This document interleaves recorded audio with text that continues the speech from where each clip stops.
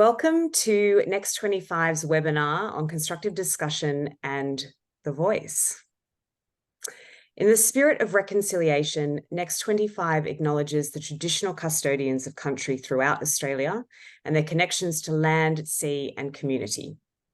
We pay our respect to their elders past and present and extend that respect to all Aboriginal and Torres Strait Islander peoples today. I'm Chloe Spackman, CEO of independent think and do tank Next25, and we're on a mission to ensure that Australia has what it takes to make the future its people want. We do this through research into three key questions. What's the future Australia wants? Are we on track to that future? And if not, what are the deep contributing factors of Australia's underperformance and levers to shift them? And then we build initiatives or interventions based on the levers we discover through our research. Next25's Recoded research program has uncovered 5 systemic levers or major opportunities to improve Australia's performance. These are a galvanising national identity, benchmarks beyond GDP, constructive discussion, engaged decision-making, and trust in government. Today, we will hear from Dr. Claire Redden, Next25's Senior Research Analyst, on research she has undertaken over the past couple of months with a focus on delving deeper into our constructive discussion lever. We've designed today's webinar as a speed briefing into the findings of Next25's full report, which was launched on our website yesterday, Contested Spaces, Australia, the Referendum, and Constructive Discussion in 2023. Before Claire dives into the report findings, I want to acknowledge the incredible response we've had to this webinar and the great questions we received in the registration process. We've made efforts to respond to all of these, at least thematically, across the presentation. Whilst our work at Next25 centres around the deep systemic challenge Australia faces when debating and discussing issues of national importance, we have used the very current issue of the Aboriginal and Torres Strait Islander voice as a lens or a prism to deeply understand this challenge and where the bright spots or opportunities for change lie. This is an emotive issue, and we recognise the differing perspectives across the community in relation to it. We are called Next25 because 25 years is what is commonly understood to be a generation. Since its inception 12 years ago, Next25's mission is to shift the focus from short-term band-aid solutions or knee-jerk reactions and consider how we can work at a systemic level to transform Australia's future in the long term. This can be so challenging. We're grappling with complex, systemic, polarizing issues that are often years in the making. Therefore, we invite you to join us in our efforts to, as a first step, deeply understand the challenge that we face. Thank you for joining us, and over to you, Claire. Thank you so much, Chloe. Welcome, everyone. I'm quite excited to share with you all today a summary of the key findings from our latest research, which Chloe mentioned is into constructive discussion. This is the second instalment of an ongoing research study we run at Next25 called Recoded. And I'm coming to you today from the lands of the Wurundjeri people, who are the traditional owners and custodians of these lands and waters and where I live and work. And I wanted to flag that although this research does not definitively cover the vast cultural and social and political significance of the upcoming referendum, wanted to express my solidarity in particular to the First Nations peoples whose lived experiences are really at the centre of this national vote at this tumultuous time. So the research I'm taking you through today is the result of the study that we've been conducting over the past few months. It involves a series of semi-structured interviews. And first off, this study is not a definitive toolkit or checklist for what is good or bad constructive discussion. But what it does do is present findings that are a result of our analysis of the key barriers and enabling factors that our interviewees have reported to us when they have been trying to discuss the Aboriginal and Torres Strait Islanders' voice and referendum over the past few months. So our analysis has explored 16 sub-themes and 4 major themes. The four major themes of our work involve awareness, risk, spaces for exchange, and polarization. So the analysis that we've conducted results in a series of findings which we refer to as our key patterns of meaning about constructive discussion. And today I'm going to take you through just 5 of our findings to give you a taste of what we've been exploring over the past few months. But first, you might be wondering, what do we even mean by constructive discussion? And to be honest, it really depends on who you ask. But I'm going to offer you a working definition to get us going. Constructive discussion involves the process of being heard and affording others time and safe spaces to express themselves. People have the space and opportunity to share perspectives and explore difference. And in this research, really what we've been asking is, how well do people think we are doing with talking about national issues? And before I jump in, constructive discussion is really one of many approaches that we might use to better understand how we're feeling and thinking and navigating the upcoming referendum and the voice. But it is quite useful because it helps identify where we can do better and communicate across these seemingly huge divides. And this has immense value to us as a nation and for our future. And I also did want to express my deep gratitude for the people who shaped this research out, fabulous interviewees. I really enjoyed each and every one of the conversations I had with a very diverse pool of people. And, it's not easy to be so candid in some of the themes and tricky situations we were asking people to reflect on. So very grateful for people's time and insights. Let's dive in. So perhaps unsurprisingly, the overall context in which our research operates is that people face intersecting difficulties when they've tried to talk about complex issues like the voice. On this page, you can see the columns marked here, left to right on our slide rather. We've got barriers, enablers, and enablers. So in our report, we discuss each of these dot points you see. These are our sub-themes. And really, as you can imagine, each of these dot points can act as barriers to discussion. Sometimes they enable people's discussion. Sometimes they can really be both, depending on the context and people's experiences.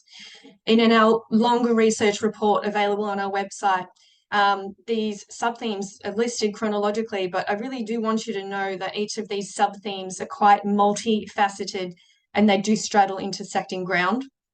And really, to me, this reflects like the conceptual complexity of, the idea of constructive discussion itself, and really the reality that many of us are encountering these intersecting difficulties when we've been trying to talk about social issues.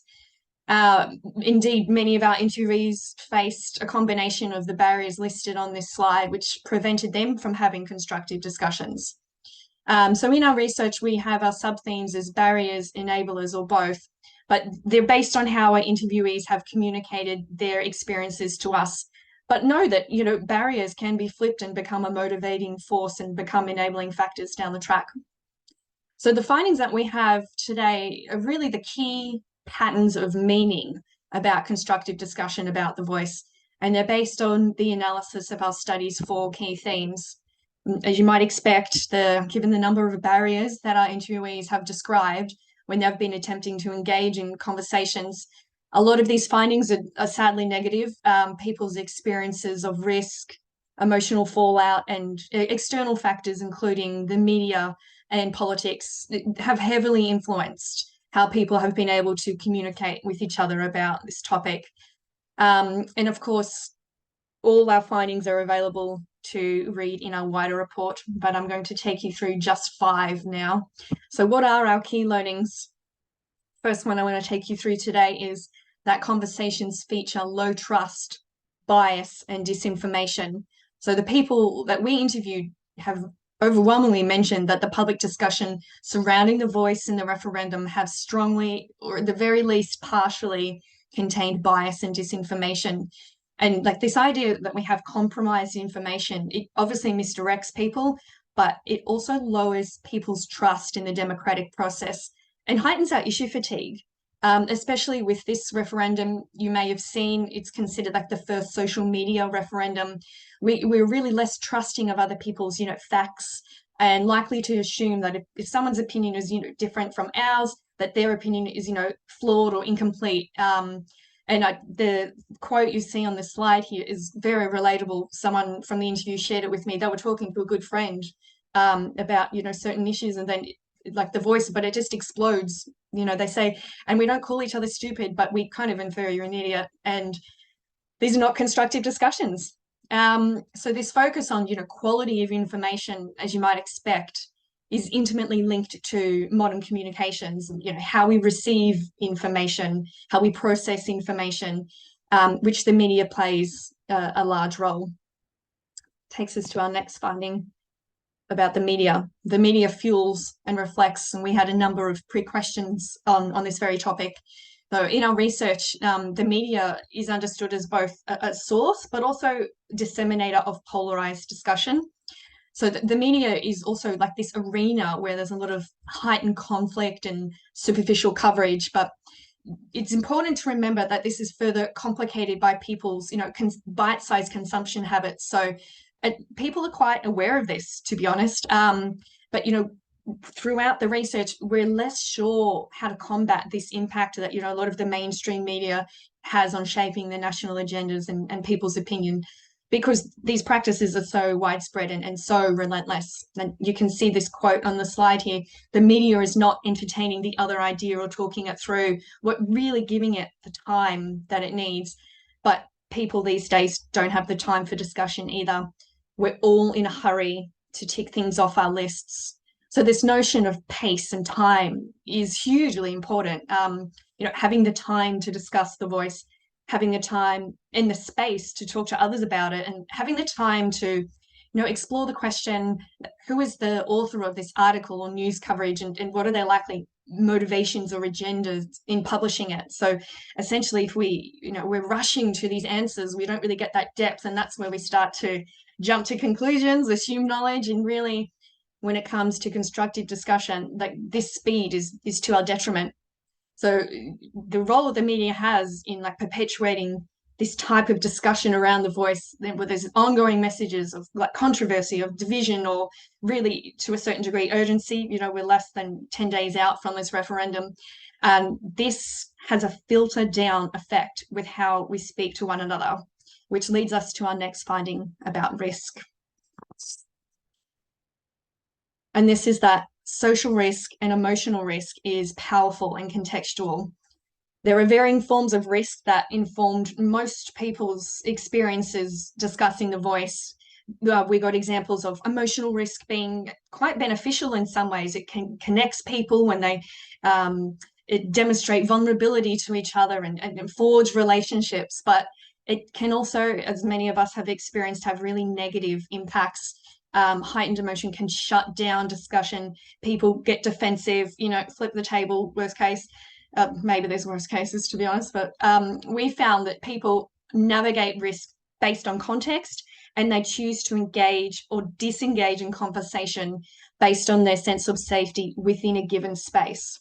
So this quote on the slide here, someone's talking about their partner who's attended barbecue, and someone's speaking about the voice. So they say their partner is never backwards and coming forwards.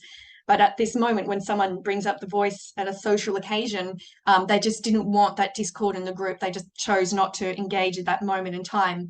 I have other examples from our research. Someone compared this topic of the voice to some like American issues, and they were sort of saying, you know, in America, you know, you don't talk about politics, you don't talk about guns, you don't really talk about Trump. So there's this idea that a lot of people stay away from hotbed issues. And they said the voice is kind of getting close to this territory with some people just don't talk about it because it's not constructive, and it's this like cesspool of blame. So again, we're seeing like this very, you know, powerful impact of this, the polarized opinions, and all the perception that people are highly divided on the topic of the voice. This is a situation where people feel isolated when they do speak up, constrained when they don't.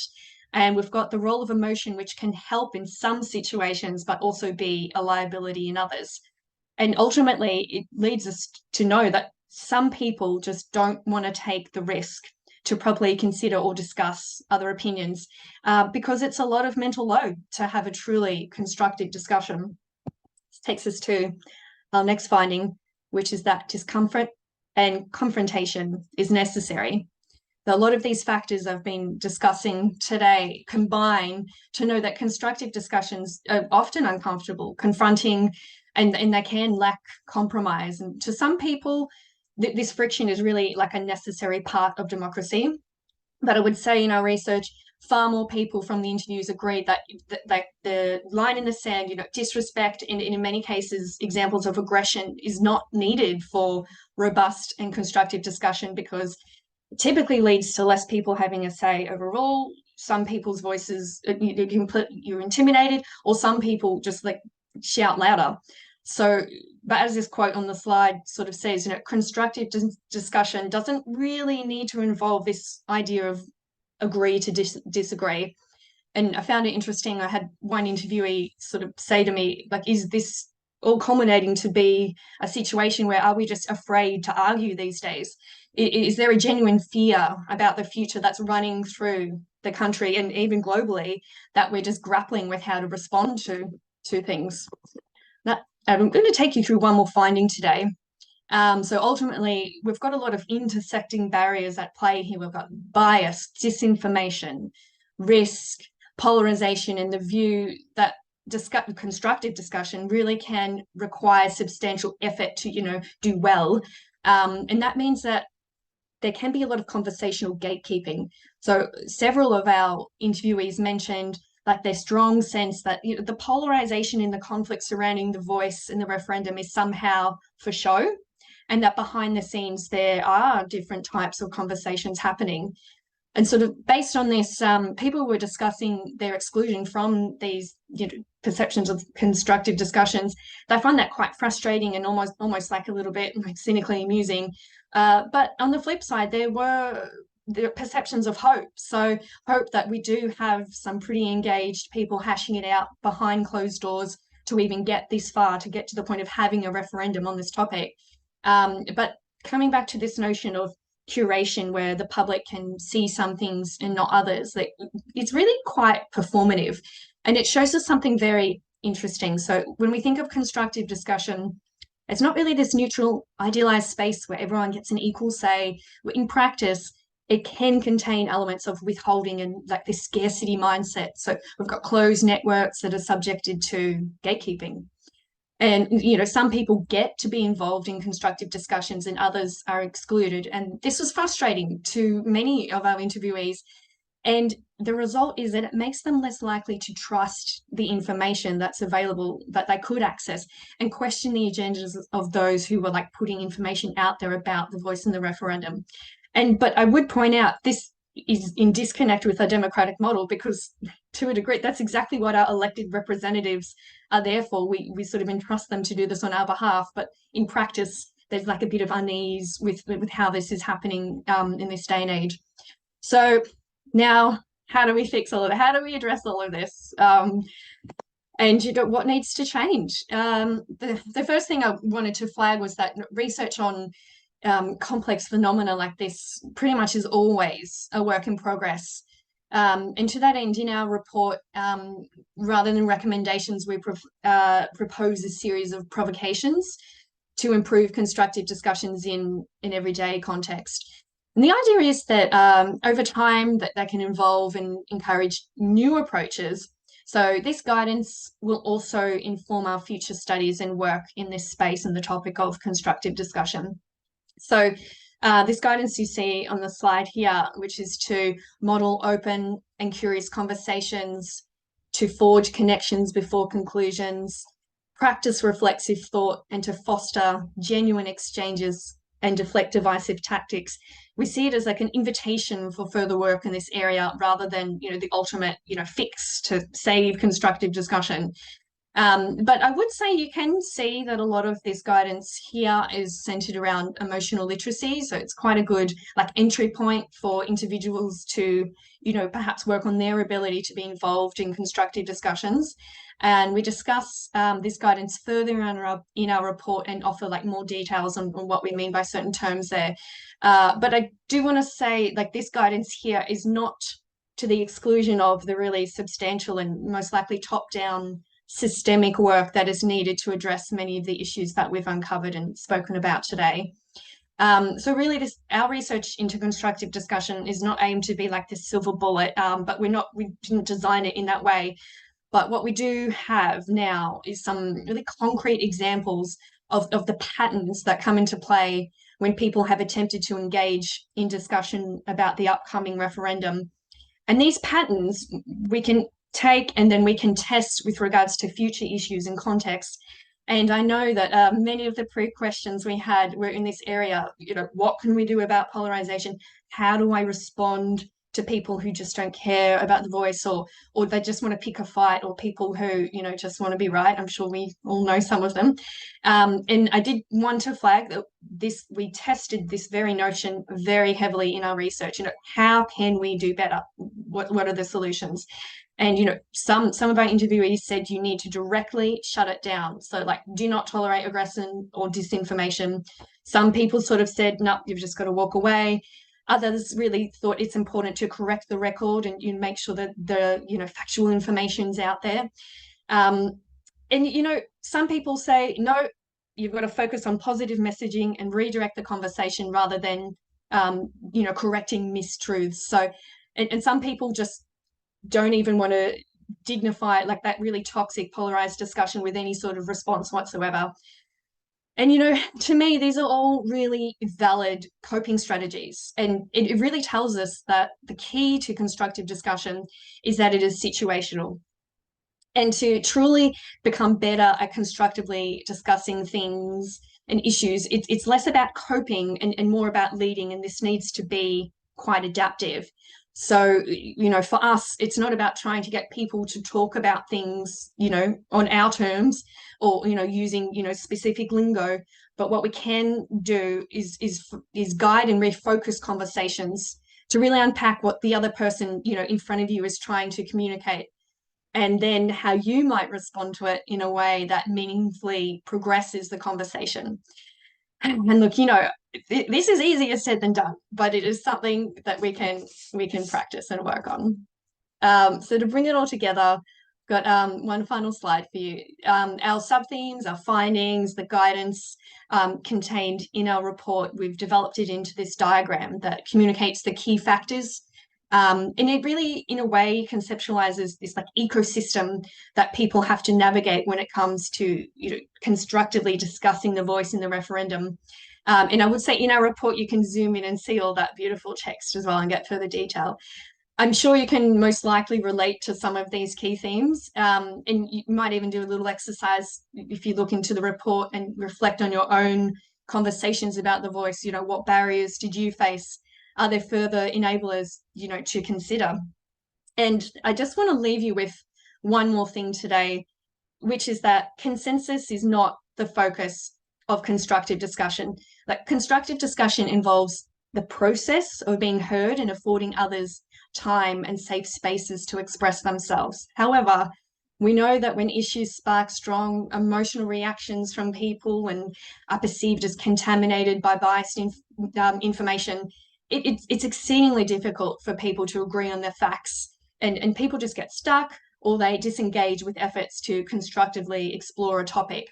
But there is hope and drive to do better. And by building more constructive discussions, we can exchange our hopes about the many possible futures and prioritize action on what we collectively desire. This takes time. I mean, we need to carve out time for these vital exchanges. And this is the real value of constructive discussion and an opportunity that invites contributions from all Australians. So I wanted to thank you all for your time, and I'm going to pass back to Chloe now, who's going to share a few more details about the next steps of how Next25 will develop this research on constructive discussion and also what we have coming up next. Over to Chloe. Thank you, Claire, and a big congratulations on this impressive piece of research. I do have more to share with you, but so there is time before the webinar closes. We've just popped a link into the chat function that will take you all to a very short evaluation survey, just 2 multiple choice questions and 1 open text box. If there's anything else you want to add, we very much appreciate feedback. But if you want to keep listening rather than be distracted, maybe you can just open it up so it's still there when the webinar closes. I'd like to acknowledge the fascinating comments and questions we've been receiving over the course of the presentation. Our commitment to you is to respond to these after the webinar in an email, or perhaps even a short blog response, because there's some richness in there. When it comes to the reality of the modern society we live in, the echo chambers, the identity politics, the social media dissonance, we're up against a lot of intersecting and interconnecting and mutually reinforcing challenges. Claire touched on that sense of pace and urgency and lack of time that comes to bear so significantly on our ability to address and cope with critical challenges. We are compelled and pressured to jump to opinions and jump to solutions and quick fixes. But what we know through our research and our work is that you can't jump over the messy part. We need to allow ourselves and others space to process and deeply consider complex issues.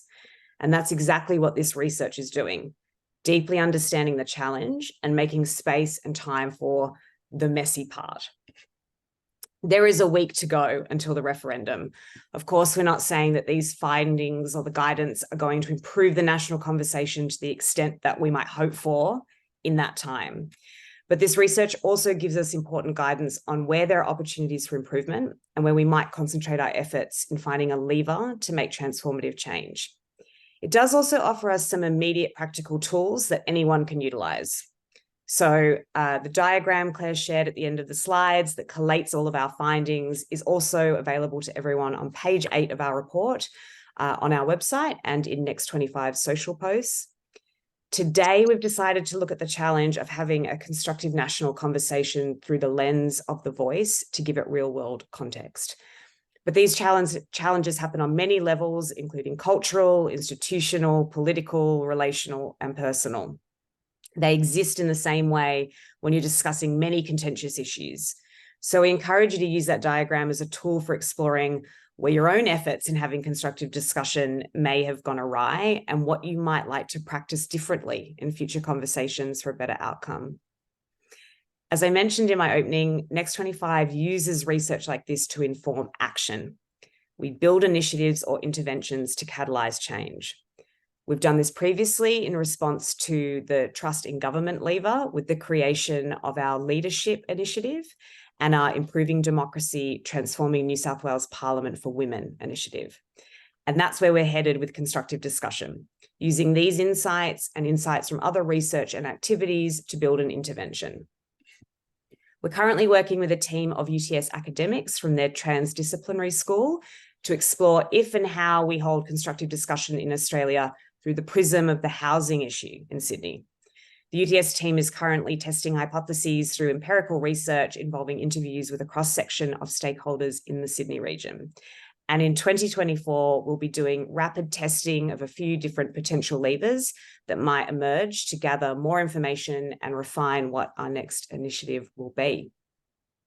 So please stay connected with us to learn more about this work as it evolves, and make sure you sign up to our EDM list and follow us on LinkedIn if you're not already. This is a big challenge, but that's why Next25 exists. And that's why we approach the work in the curious, explorative, and experimental way that we do. We are practical optimists and we believe in the agency of us all in the system. Thank you.